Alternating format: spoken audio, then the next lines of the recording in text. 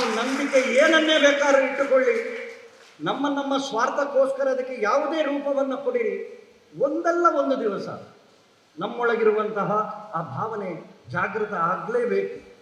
ಬಿದ್ದಾಗ ಬಿದ್ದವನನ್ನು ಎತ್ತಬೇಕು ಅಂತ ಹೇಳುವಂತಹ ಸಹಜ ಭಾವ ಏನು ಬರ್ತದೆ ಅದು ಬಂದೇ ಬರ್ತದೆ.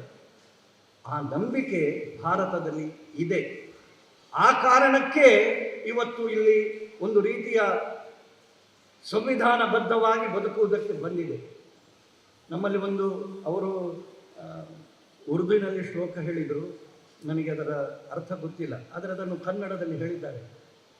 ಈ ದೇಶದಲ್ಲಿ 5,000 ವರ್ಷಗಳಿಂದ ನಂಬಿಕೆ ಇದು. ಆಕಾಶಾತ್ ಪತಿತಂ ತೋಯಂ ಯಥಾ ಗಚ್ಚತಿ ಸಾಗರಂ ಸರ್ವದೇವ ನಮಸ್ಕಾರ ಕೇಶವಂ ಪ್ರತಿ ಗಚ್ಚತಿ.